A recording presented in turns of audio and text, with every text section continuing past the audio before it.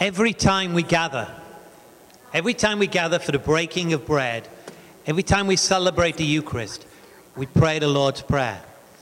Every time we do as Jesus taught us, we ask that our sins be forgiven as we forgive those who trespass against us. And we say it so lightly, so often. But what I really wanted us to as a community, to focus on during Lent is how the real impact of forgiveness, when it really cost us. And the one we reflect on and draw closer to during the Lenten season is the one who did just that. His dying words were words of forgiveness. Father, forgive them. They know not what they do. And so that's what we're focusing on as a community and making it very real. Very real. And that's why I'm delighted we have Kent and Tanya with us to share with us their experience of forgiveness firsthand. Short enough? Thank you. Thank you. Welcome. Thank you. Well, thank you all for coming tonight. I don't know about you guys, but I just love the Lenten season. I don't know, Lent helps me slow down a little bit, unlike the Christmas season that we just went through, which is so hustle and bustle. And sometimes this fast-paced world that we live in just keeps us from focusing on our faith, doesn't it? But Lent, it's designed. We're supposed to take a little time and focus on our faith. It encourages introspection. And the truth is that if we're ever going to try to get our head around the amazing wonder of Easter, we're going to need some introspection. Because think about it. Without Good Friday and without Easter, none of that Christmas hope would mean anything, would it? Because Christmas just started the process, and Easter was where God finished it. Without Easter, we would still be in the same old mess, wouldn't we? Without a Savior, without hope, and without any way of getting out. The goal of these 40 days leading up into Easter is to help us to grow in our faith in Jesus Christ and to become more like Him. And one of the things of this Lenten season that we do to help our introspection involves giving up something, doesn't it? Now, usually that is something that we like. But tonight, Tanya and I are going to challenge you to do something a little bit different. We're going to tell you some stories out of our lives, and we hope that you'll use them to help you give up something else. Something that we all tend to just hold on to as tight as we can, even as God is warning us to let it go. And I'm talking about forgiveness and that desire for revenge and the bitterness that goes along with it. And we hope that when we all go home tonight, that all of us will be in the mood to ask God to really help us to forgive those who have hurt us, so we can get rid of that destructive bitterness and revenge. A minute ago, I said we live a fast-paced life. Have you ever noticed just how suddenly things change in it? I mean, one minute everything is normal and going fine, and the next, the whole world is falling apart. I don't know about you, but I've had my share of curveballs that life's thrown at me, and I'll bet you have too. I'll bet you everybody here would say that life didn't quite turn out like you'd planned. That must have been what it was like for those disciples on the first Good Friday. Think about it. Talk about having your world turned upside down. The Passover celebration didn't exactly turn out like they'd expected, did it? And they didn't like it. And we don't like it either when our plans and our routines are shaken up, especially when they're shaken up by something bad. So what do? We do our best to anticipate them so that we don't run into them. Because our human nature screams at us that life is really a game of strategy, isn't it? And that if we do a good enough job of planning, that we can avoid these problems. So we make our plans, and sometimes we have backup plans. And most of the time, they work pretty well, don't they? But you know, sometimes, even if you have all your game pieces set up like you want them, sometimes life steps in and throws something at you that changes everything. Think about the shock that those disciples felt on those hours right after Jesus called them together to have the Passover dinner. Think about how it changed. Now, later on, they would look back and realize how Christ had tried to prepare them for this, but at the time, they couldn't see it. They were still high from the excitement of coming to Jerusalem on Palm Sunday. All they could see was the celebration. But in a few short hours after the feast, everything changed when the man that they thought was their political Messiah, the man who would rally the Jews and throw off the yoke of the Roman Empire, instead was nailed to a cross by those same Romans until he died. Boy, you talk about a horrible turn of events.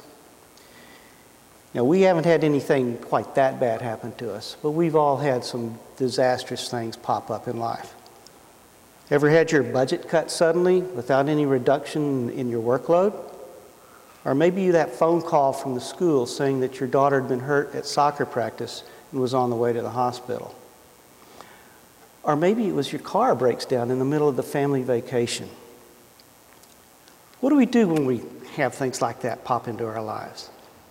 Well, most of the time, we start with the if-onlys. Oh man, if only I'd checked the engine before we left. If only I hadn't had that first drink. If only I'd paid more attention to her. You fill in the blanks. What we're doing with the if-onlys is that we're looking at the past, things that have already happened, and wishing that they'd happened differently. We concentrate on the past, on the loss, on the shame, on the grief, the failure. We all do this. Even the disciples back then did it. Think about it. As the events of that Good Friday unfolded, what did they do? They scurried into the darkness to hide and went back to their old jobs. Probably every one of them had a boatload full of if-onlys. Oh, if only Jesus hadn't come to the Passover. If only we'd been able to protect him from the guards. Oh, if only he had been the man we thought he was. Now, our if-onlys are powerful things. And if all we have is our if-onlys, then we might as well turn out the lights. Because we know that even when we have things like we want them, sometimes there are things like Good Friday that come into our life that we just can't manage. But you know, our if-onlys don't have to be the end of the story. We can actually let God take those if-onlys and turn them into what-ifs. He did it with the crucifixion by surprising everybody with Easter Sunday. And he does it today with our losses too. Here's how it works. Oh man, if only I hadn't overloaded my credit card and gone so deep in debt.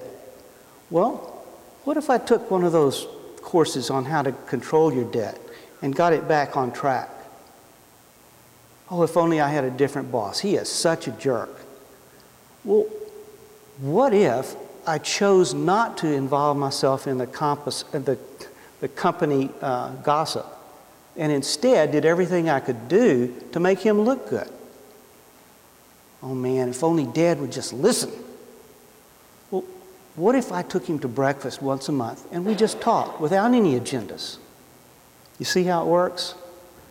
And don't be afraid to think big, because we worship a big God. Oh man, if only Good Friday hadn't happened to us like it did.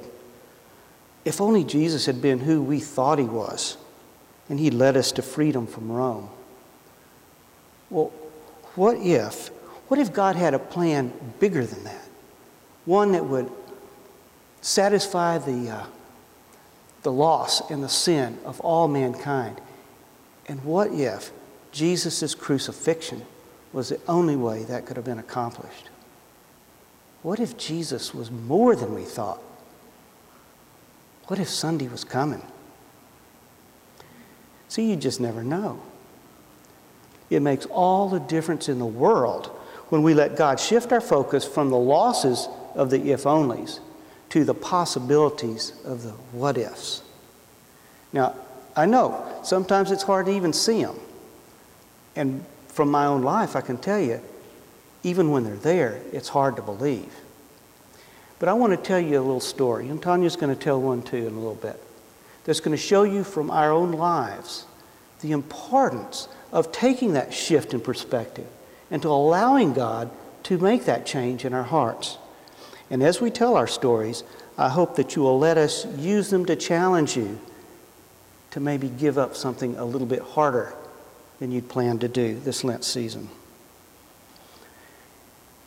As I drove home on the night of December 10th, 2003, I thought I had managed my life pretty well.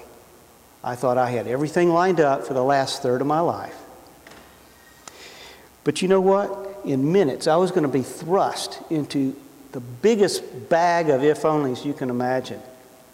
And at the end of the day, I was going to be faced with forgiving someone who was very close to me. It all began when my wife, Tricia, called to tell me that our older son, Bart, had finished with his exams and wanted to go out and celebrate his upcoming college graduation. We went out to dinner, had a great time, and when we returned, our younger son, Kevin, stepped to the front door and walked inside. There was a loud noise, followed by Tricia saying, "Oh no," and another loud noise. Now, I grew up in Texas, and I've been around guns all my life, but I tell you, friends, I did not recognize those noises as being gunshots. The idea that there might be an assassin in my own house was just too bizarre. So I stepped to the door to look in and see what was happening. What I saw in the darkened house was a man, maybe 8 feet away, in a ski mask. The next instant, I was hit hard in the right chest, and I spun around and landed on my back on the porch. And it was then that comprehension came. Those noises had been gunshots, and there had been 3 of them, one for each of us. Before I had a chance to call out to Bart, there was a 4th blast from deeper inside the house. My God, he shot all of us. Why? Well, let me tell you something, friends. It's a weird feeling to realize that you may actually be dying. I sent a quick prayer to heaven, and I told God that if this was my time, I was ready, but to please protect my family. I called out to each one of them, but got no replies, except for some quiet, wet coughs that were coming from Tricia. Now, I'd never heard those kind of coughs before, but instinctively I knew they were the sound of someone trying to clear their lungs from filling with blood. I looked down at my own chest and I saw my white shirt with a rapidly expanding bright red stain. I called out, still no answer. Well, suddenly the police were everywhere. They secured the home and the paramedics started working on us. But nobody would tell me anything about my family until I overheard 2 policemen speaking to each other as they ran into the house. And one of them asked, "What do you want to do about the DOA?" Dead on arrival. My heart just froze because I knew that at least one, and I didn't know, maybe by now all of my family was dead. I started to shake and realized I was going into shock. Well, Tricia and I were taken by 2 different Life Flight helicopters to the medical center, and Bart joined me a few minutes later by ambulance. Now later I learned that they'd stopped working on Tricia about halfway through the flight, and that Kevin had died almost instantly right inside my front door. Now later that night, when I was finally alone with my thoughts, I wrestled with my faith. My emotions were bouncing all over the place. There was a crushing sadness, and there was a deep numbness, as if this was happening to somebody else. But you know what? It always came back to a deep, deep desire for revenge. I wanted to hurt this person who had stolen my whole life. And I was so mad at God. I was furious at him, Because there's a verse in the Bible that has meant a lot to me in times of crisis, and that's Romans 8:28. And it tells us that God, it promises us that God is going to take all things and work them for good for those of us who love Him and are called to His service. And I looked at that and I thought, that's a lie. There isn't any possible way, no scenario that I could see where God could take the murders of my wife and son and use them for good. And I wondered, if that's a lie, what else is there in the Bible that's going to turn out to be a lie just when I needed it? And I realized that my choice was to either walk away from my faith, just throw the Bible out the window and make life as best I could, or to trust Him when it didn't make any sense. I knew that I needed God now more than I ever had in my life. I couldn't imagine facing those next few hours, much less months or years, without Him there. And I remembered that I had argued for years to many people that faith is an act of willpower. It doesn't have anything to do with our feelings. Our feelings will get you to make bad decisions. Faith is when you know what the Bible says to do, but you don't want to do it, or you don't think it applies to you, but you do it anyway because you trust God to be faithful in it. And I wondered, was I going to be the man of faith that I challenged so many people to be over the years? You know, there was really only one answer. I couldn't imagine how He was going to do it, but I told God, I believe that somehow, some way, for somebody, you're going to do something that you couldn't have achieved without allowing those murders to take place. And the instant that I settled that question in my mind, a strange thing happened. God placed a specific, word-for-word sentence in my mouth, in my head. Believe me, that night it seemed as weird to me as it probably does to you. I can't explain it. I just know what happened. I'm an average guy, and I communicate with God probably pretty much the same way you do. Sometimes I'll hear Him whispering to me as I'm praying. Other times when I'm reading the Bible, a verse will just kind of jump out at me with an answer to a prayer. Only once before in my life had He actually given me a specific sentence, and that was 20 years earlier. But tonight, He was going to give me a big one. It was, good. Now, what about the shooter? And I realized reading between the lines that what He was doing was encouraging me for trusting Him in the Romans 8:28 thing, and was asking me if I was going to trust Him in the other hard things too. Like, vengeance is mine, saith the Lord. Oh, and I saw where He was going. He was leading me down a path, and at the end of it, He was going to want me to forgive this guy. And I knew I couldn't do it. He had just taken too much. But I also knew that's what God was wanting me to do. I was so desperate to keep Him near that I told Him, okay, Father, You tell us that we can do all things through Christ who strengthens us. You tell us that You want us to forgive. And You tell us You will strengthen us as we need. Well, here's your chance. I don't want to forgive this guy. I know You want me to. So I'm going to ask You to help me. If You really want me to forgive him, you're going to have to do the heavy lifting here. Well, I sensed that he was willing, so I took the plunge. Suddenly, there was a warm glow that just kind of flowed over me in about a second or two. And when it was gone, I checked my heart, and I realized that all that desire for revenge and the hatred, it was gone. And in its place was a total, complete forgiveness for that stranger, that nameless, faceless guy who had stolen my life. Man, I didn't know where that had come from. 5 seconds earlier, all I wanted to do was hurt him. But it was real. For a moment there, I thought I was in the Twilight Zone. I never experienced anything like this. Back then, I didn't know why he'd chosen to do it this way. Normally, we have to wrestle with these hard things, don't we? When we're faced with a big problem, we have to pray about it continuously, turning it back over to God time and time again. And then, one day, we realize He's changed our hearts. Why He chose to do it in an instant, I had no idea. But then again, I didn't know why I was still alive either. I should have died that night. Well, the next day, I began to see what might be happening and what God might be up to.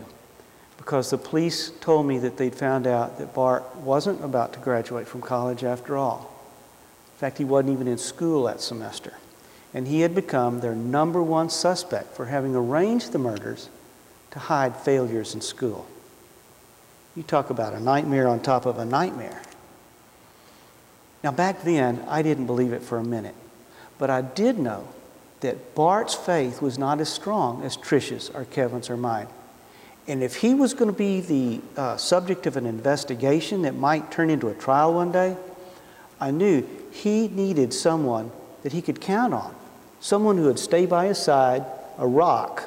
Someone who could show him how to draw strength from his faith.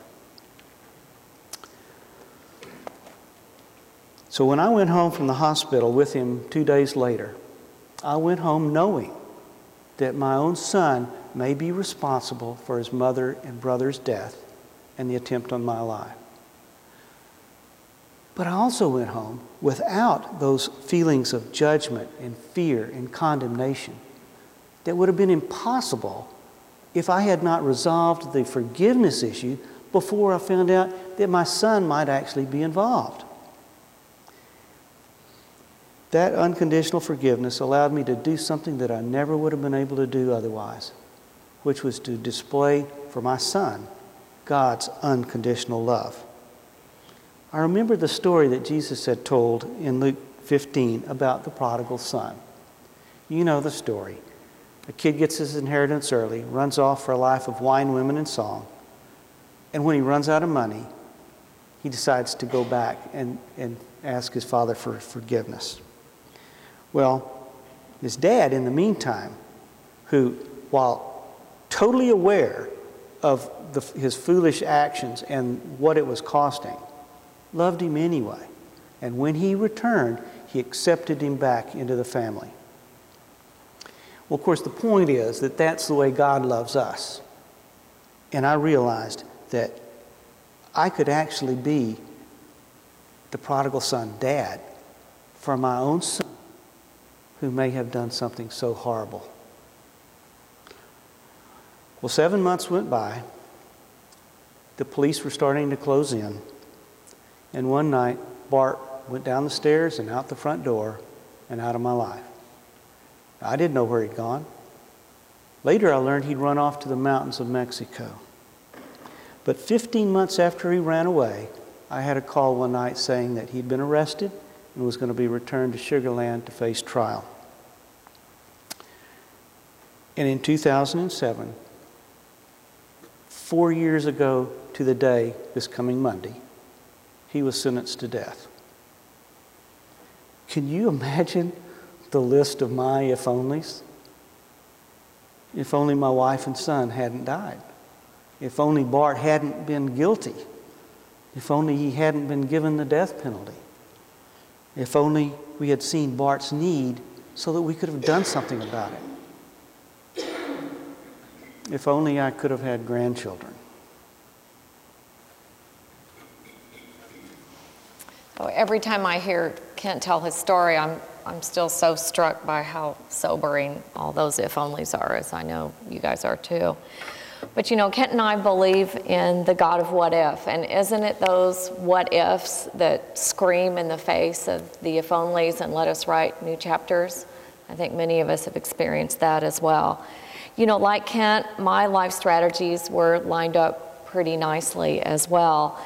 My husband, who was a great pastor and dad, and I had made the decision to move from Colorado to Texas. And some of you are thinking, well, if only they hadn't done that. And you're right, from a humidity and a heat perspective, that was not a great choice, but all of our family was back there and we were excited to get close to them.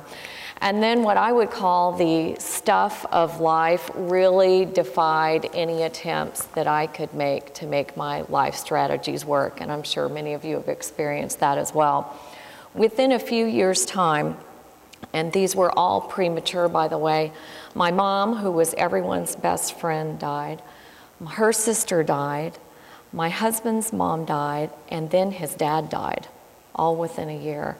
We sent our oldest daughter off to college, which was a great thing, but it was also a change thing. And then the church that we'd moved to Texas to pastor ended up being very rigid and very stuck, and that didn't fit us. And so we ended up changing jobs yet again and moving to another church across town.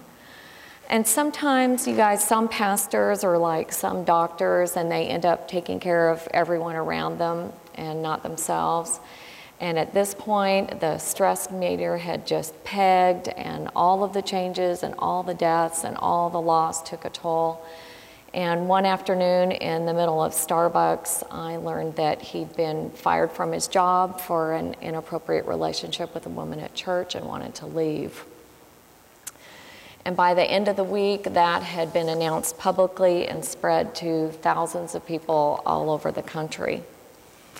So everyone I know in this room knows at some level what betrayal feels like, and then there's the shame and the loss and the anger and the fear and a lot of the same things that Kent experienced, and an overwhelming sense of what in the world am I going to do? So I decided to take the two younger kids and move back to Colorado, where I had life friends and the support of them. And all that we really could afford was this little one-bedroom basement apartment. And so my daughter and I slept in the bed in the back, and my son slept in the kitchen in a little bed, which he would have said, and actually would still say to this day, worked for him, because the bed was close to the refrigerator, and he could just reach out of the bed, open the fridge, pull out whatever he wanted, and his feet never had to hit the floor. So I know you're getting a picture now, a 17-year-old, a 19-year-old, and me in this teeny tiny little apartment with this teeny tiny little bathroom and one closet for all of us. And in the process, you guys, we lost our beautiful home back in Texas, all of our savings, and that included the money for him to go to college. So he ended up staying home when his friends left and getting a job waiting tables so that he could save up for the next year. And my girlies, they were just devastated. They lost all but one of their grandparents in that year, and their dad had been their pastor and their hero, and within a year, the oldest one lost her full ride volleyball scholarship due to a lot of unfortunate choices she was making. And by the end of that year, both of the girls became single moms. So now there was an infant and the four of us in the teeny tiny little apartment with the one little closet, two of which were female, and all working to put food on the table. So for me, you guys, my world and my identity as a pastor's wife, as a Bible teacher, as a women's ministry leader, really no longer existed. I was a divorced single mom who was trying to re-enter the workforce that I'd left about 20 years prior to have a family and do ministry. So at this point, which is similar to the time frame of Kent's, I'd accumulated my own list of if-onlys. If only we hadn't moved in the first place. If only we'd seen it sooner and had gotten help. If only I weren't divorced and a single mom. If only my son could go to college. If only I still had a home and hadn't really lost my identity. If only I'd stayed in my successful career and there was money in the bank. If only my daughter hadn't lost her scholarship. And if only my babies weren't having babies. So I can see everybody's faces, and you're probably thinking, wow, these people are a real downer. So perhaps they could have chosen someone a little more upbeat to come. But hang on, because there's more to the story, and there's more because we do not worship the God of if only, do we? We worship the God of what if. And one of the things that Kent and I both realized was that if we were going to move forward from our losses, that we really needed to be healed. And most of the time, and I know you guys know this, in the world of if only, Forgiveness is one of the keys to that healing, and whether it's your boss or a family member or a parent or a friend or a sibling, whether it's a coworker or even if it's an organization or yourself or God, forgiveness allows our stories to transform from all about whatever happened to us in our poor, sad story to God and how God redeems whatever happens to us. And although there are many times, like in Kent's case, where God grants an instant forgiveness, for most of us, it's a struggle, isn't it? And it's a process. And I would think I had totally forgiven, and then a little something would come up, and it would stare me in the face, and I'd have to start that process all over again. So one of the things that Kent does when he speaks that I just love is he not only addresses the importance of forgiveness, but he talks about what forgiveness is and what forgiveness isn't, because there's a lot of confusion there, or what forgiveness looks like and what it doesn't look like. Because we always do have a choice, don't we? We can either forgive those who hurt us, or we can hold on for that desire for revenge. What if God had done that? Think about it. We've all done some pretty bad stuff in our lives, I'm sure. What if he had held on to his anger instead of his forgiveness? But that isn't how God is, and that's not the foundation of his plan. It's not what Christmas is all about. It's about forgiveness. Crucifixion and resurrection is all about forgiveness. And focusing on Jesus' unconditional love and the extent of what he went to forgive us is what Lent's all about too. What if we all made that choice to forgive? Specifically, I'm talking about forgiving those who have hurt you deeply, the ones who don't deserve it. I think that would be an awesome sacrifice to give up for Lent. Not only is it being obedient to God, who tells us to forgive those who hurt us, but it also provides a great benefit to us because forgiveness is necessary for our healing. The biblical message is pretty clear. If you want to heal from the wounds that other people give you, then you've got to forgive them first, whether the other person ever knows about it or not. And by the way, forgiveness isn't something that you can just effectively complete by yourself. Real, true, complete forgiveness only comes through God's help. And you know why? Because forgiveness just screams in the face of our desire as a human to exact justice ourselves. You know why it's so hard? Let me give you a secret. Because when we forgive someone, what we're doing is we're accepting the truth of what is. That we are always going to be affected by the fallout from somebody else's sin. Forgiveness is about abandoning the if-onlys in the past and giving up all hope of there ever being a different past. For me, it was accepting the full, complete meaning of what Bart did on December 10th. Knowing that my life was always going to be affected by it, my future was always going to be affected by it. No wonder it's so hard. But you know what? It's the only way to heal. So you say, well, all right, it's hard. How do you do it, Whitaker? The first step is to tell God that you want to forgive and be faithful to him, but you can't do it and you need his help. Now, once you ask him for the help, there are some things we can do that he can use to help us forgive. One of them that I like to suggest is to write the person a letter. List all of the things that person has taken from you in detail. And when you get to the bottom, say, all these are true, but I choose to forgive you, and sign it. Now, they may never know. You may never send it. That's not the important thing. What's important is that this is a covenant that you make with yourself. And these kind of ceremonies are powerful. Another thing you can do is pray all day, telling God that you want to forgive, but you can't, and ask Him to help you. And one day you'll wake up and you'll realize that He's taken a lot of that away, and you have changed inside. But you know, maybe the best way to learn how to forgive is to look at a couple of things that forgiveness is not. For one thing, forgiveness doesn't actually heal the wound. That only comes from God. When somebody hurts us, there is a deep and painful wound there. And if we pursue revenge into getting even, then that becomes infected.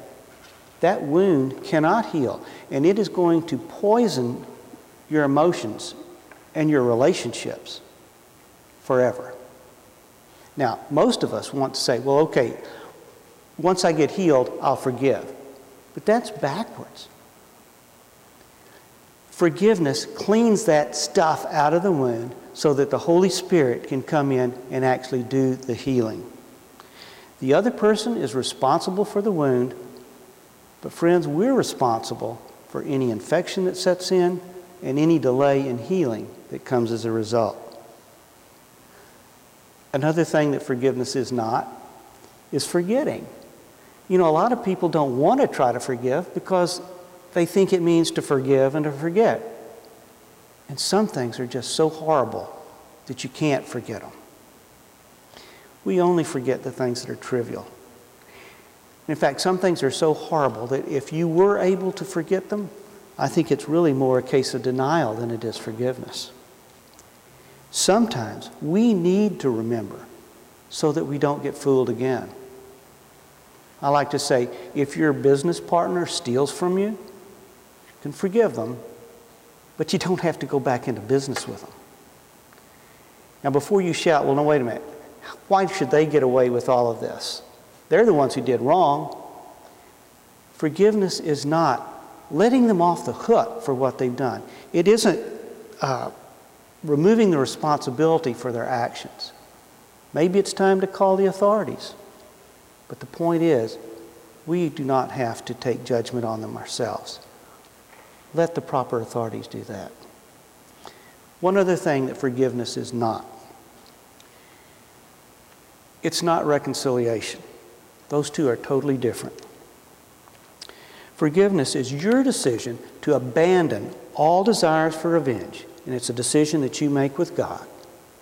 It's a one-way street, and it doesn't involve what the other person does at all. The other person may not even ever know it. Reconciliation, however, comes when the person who did the harm comes to you and asks for forgiveness. Now that is a two-way street. But it only happens if the person who's hurt agrees to forgive. Because what it is two hurt people trying to rebuild a relationship that has been damaged. Look at it like this. Whatever controls your mind controls your life. And if you are just totally wrapped up with desires for revenge, if you play out that scene in your head of what's going to happen when you finally get that person in the crosshairs of your vengeance, then what you're doing is you're letting that person control your mind. And personally, I don't want to give them that much control and power over me. The question really is, do you want to be free of them or not?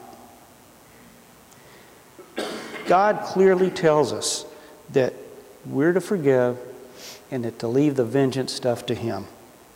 Why do you suppose that He stresses this forgiveness and turning the other cheek so much? I think it's because He's aware of just how damaging those feelings are to our relationship with Christ. Think about it.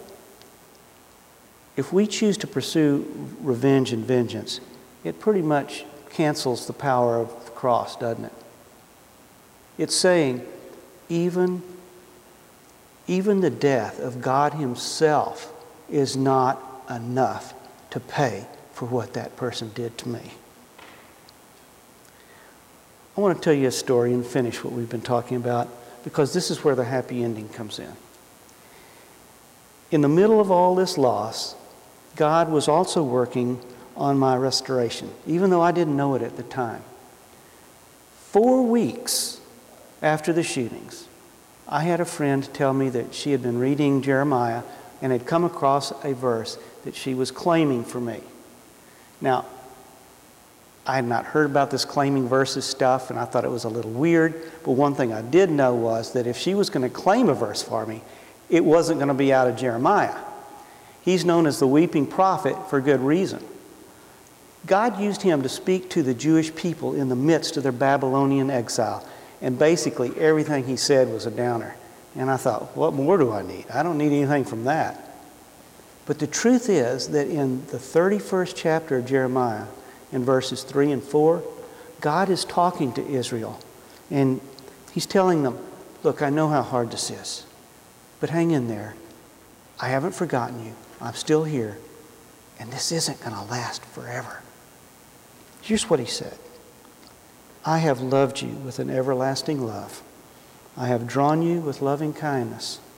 I will build you up again, and you will be rebuilt. Once again, you will take up your tambourine and dance with the joyful. Man, I held on to that. Not because it was written specifically for me, but because I wanted it so bad. I wanted to be healed. And although I didn't think it would really ever happen, I told God that if he healed my heart to the point where I could actually fall in love again, that I was going to bring a tambourine to my wedding reception. So I went out and I bought one. And I wrote the whole verse on it, and I hung this in my office where I'd see it all the time, every day. I must have seen this thing 1,000 times, and I always wondered, would it ever come true? So this is the best part, you guys. 5 years later, so Ken had been looking at that tambourine for 5 years on the wall.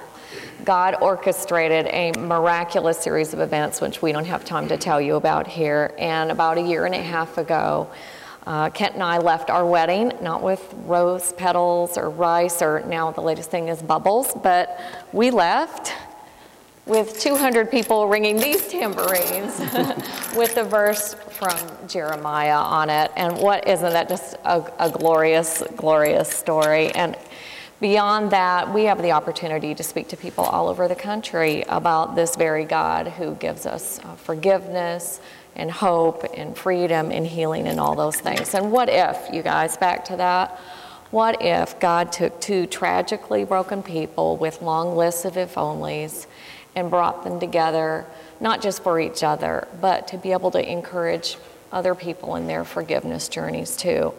And we believe with all our hearts that there is absolutely nothing that God can't redeem when we hand it back to him.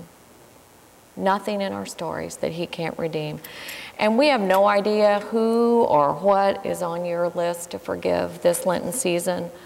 But what we do know is on the other end of that forgiveness road, there's healing and there's hope and there's freedom. And we just want to encourage all of us together for these 40 days to focus on the God who forgives and calls us to do the same thing. So thank you so much for letting us come. We really appreciate it.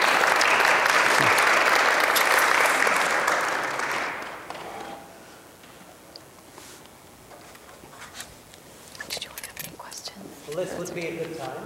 Anybody have any questions? Yeah. Comments they'd like to share? Yeah. This would be the time to do it. Is your son still on death row? Yes, he is. These things take different times for different people. And when Bart was sentenced to death, he was under a series of laws that made it pretty fast-tracked. We don't know how long it's going to be before the final appeal is done. I guess it could be as early as a year from now.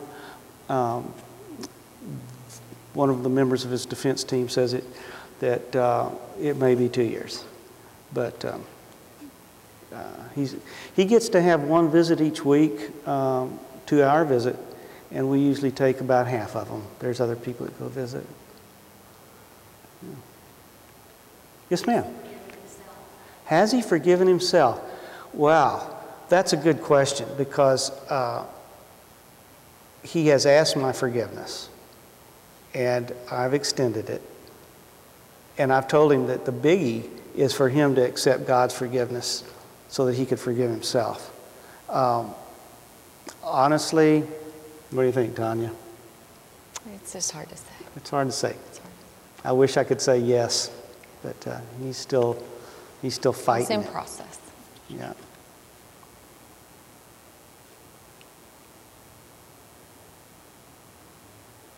Yes, ma'am.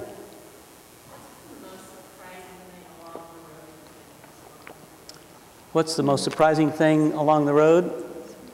Gosh. Well, I guess the most surprising thing is how faithful God is when we trust Him and it doesn't make any sense. Because, really, I did one thing right. Then that night in the hospital, when I was in despair, and I looked at the Bible and said, it can't be real. This verse cannot apply. But I chose to trust Him anyway when it didn't make sense. I think He took that and honored it. Because it was only after that He gave me the opportunity to forgive the nameless, faceless shooter who killed my wife and son. And it was only as a result of my forgiveness there that I was able to go home with my son and display that unconditional love. And it was only by displaying that unconditional love that I think my son will ever have a chance to actually repent and ask God to forgive him so that he would be in heaven with my family, which of course is my prayer. So that probably would be the biggest thing. But maybe the second one right behind it would be just how God works in so many different ways. I mean, I had no idea what this Jeremiah verse was going to mean. And yet here he is. He's changed my career. He's brought me a new love, a new family. And as she told you, I have 2 grandkids now, which I wasn't going to have. So, I guess God is the God of of restoration. And like Tanya said, everybody's broken. We're all bags of glass, just in different ways. And it's our hope that everyone will remember our stories and say, I remember there was this couple that came to talk at church and God really worked in their life. Maybe He'll do the same thing for me, because that's what He's waiting for, I think.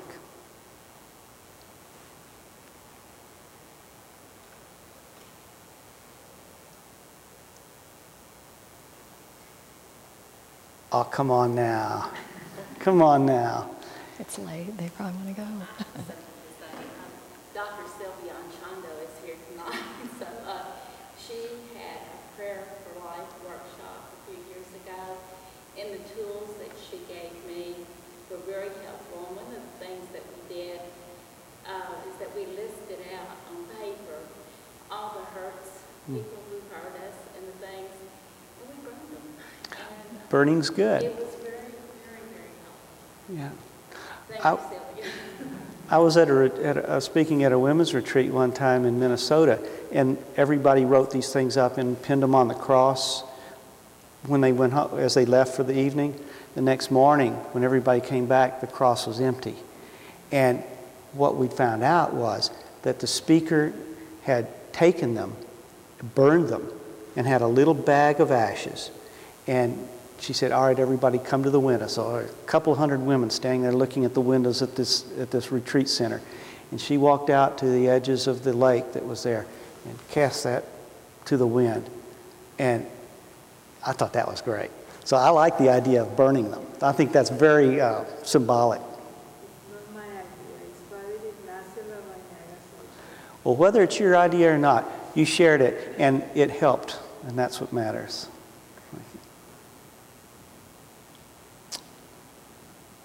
Anybody else?